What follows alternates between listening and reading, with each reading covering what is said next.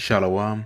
First, I'd like to give all the praises, honor, and glory as always, which is due only unto Yahweh Bahasham, Yahweh Shai Bahasham, Rachaha Kodash. Double honor to the elder apostles, the elder bishops, and the elders of the Great Millstone GMS, who rule well and who teach well, and salutations to the elect as always. Abaratazar, which means Father willing. So Father willing, this lesson is edifying. So today we shall go into the book of Tobit, chapter 2, found in the Apocrypha. Okay. So Lord willing, this book chapter breakdown is edifying. All right. Tobit chapter 2 verse 1 reads, Now when I was come home again, and my wife Anna was restored unto me, with my son Tobias, in the feast of Pentecost, which is the holy feast of the 7 weeks, there was a good dinner prepared me, in the which I sat down to eat. All right, let's get a precept in the book of Acts chapter 2. Verse 1, and it reads, And when the day of Pentecost was fully come, they were all with one accord in one place. All right. Let's go back to Tobit chapter 2. Okay. Read verse 2, and it reads, And when I saw abundance of meat, I said to my son, Go and bring what poor man soever thou shalt find out of our brethren. Okay, so any misfortunate or poor Israelites, invite them here. Okay, there's plenty of food here. All right. Who is mindful of the Lord, and lo, I tarry for thee. Okay, so not just any demon, but those Israelites that fear the Lord. Okay, not just any old Tom, Dick, and Harry. Okay. Verse 3. But he came again and said, Father, one of our nation is strangled and is cast out in the marketplace. Okay. All right. And these are the kind of things that, we had to suffer and endure because we were lower class, being that we were captives in a land of a foreign nation. Of course, we're still in captivity today. All right. All right. Verse 4. Then, before I had tasted of any meat, I started up and took him up into a room until the going down of the sun. So, he went there, he took the dead body to some private place like a shed or somewhere just to move the body out of the open, like that. Okay. Verse 5. Then I returned and washed myself and ate my meat in heaviness. All right. So he ended up abandoning his meal for that. Okay. And, he was saddened, he was troubled. Okay.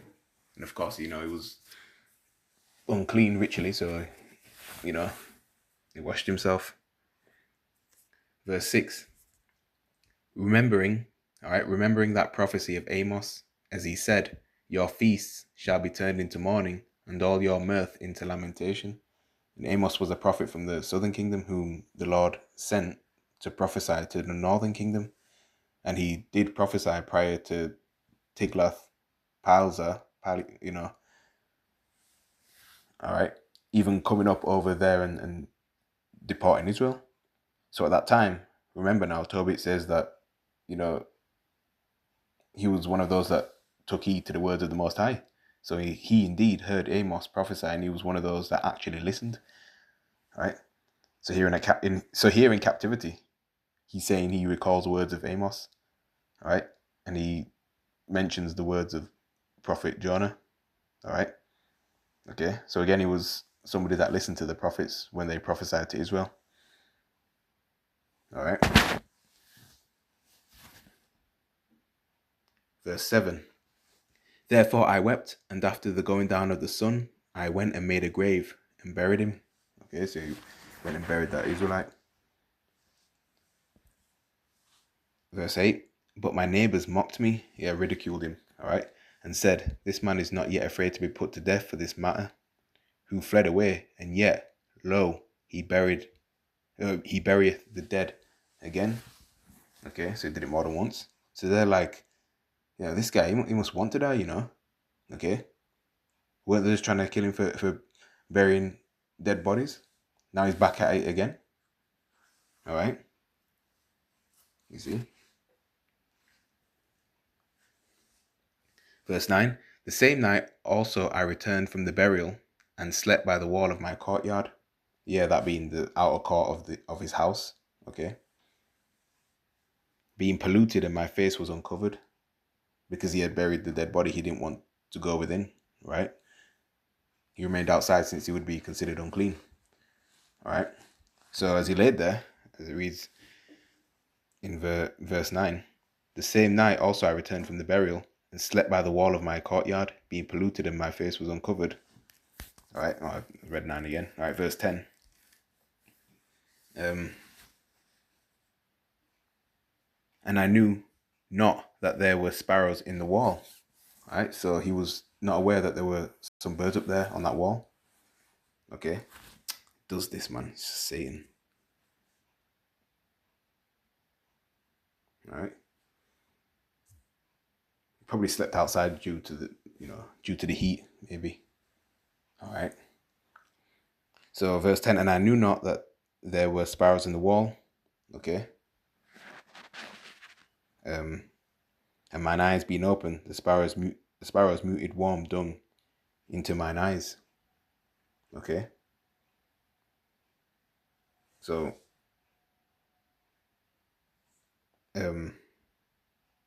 and a whiteness came into my eyes, and I went to the physicians, but they helped me not. Moreover, Achaiocharis did nourish me until I went into Elimas. All right. Okay, so he wasn't at first. He wasn't aware that there were some birds up there on that wall. All right. Okay. And his eyes being open, looking up at the skies, and them sparrows looking down and said, "Well, let me defecate on you." So they did just that. All right. Okay. Muted warm dung into his eyes. So they let it rip. They let it go. Warm feces right into his eyes, right into his eyeballs. All right. And because of that, he came blind. All right. He sought help from the physicians, but they could not help him. They were like, "There's nothing we can do to cure it." All right. And so all that time, since he couldn't really do his job, he's saying Achaiocharis, took care of him, provided for him, and so on. Okay. All right. That's what he's saying. I said. Verse 11. And my wife Anna did take women's works to do. So she ended up having to work now. All right. This was most likely sewing and knitting, making garments or clothing, and or fixing them. All right. Most likely that. All right. Verse 12. And when she had sent them home to the owners, they paid her wages and gave her also besides a kid. So let's just say, someone would request to have a piece of their clothing to be mended. Please can you fix this for me? Like you'd visit a tailor to have your suit made smaller or what have you. All right. So when she would fix, when someone would, request to have a piece of their garment fixed or so, all right, and she'd fix it and then, take it back to them. They paid her, all right, paid her amount, or maybe they'd visit her, all right. Okay. All right. They paid her amount, plus they'd gave her a kid, which is obviously a baby goat. All right. Verse 13. And when it was in my house and began to cry, I said unto her, from whence is this kid? All right. Remember, he's blind. All right, Tobit's blind, so he hears this goat, baby goat, making noise, and he's like, Where'd you get this goat from? All right. Is it not stolen? All right. So he assumes that it was stolen. From his point of view, he's like, oh, she probably saw it out there and took it. Okay. Render it to the owners, for it is not lawful to eat anything that is stolen. Okay. Probably, give it back to the owners or so. Yeah. Give it back to the owners. Verse 14.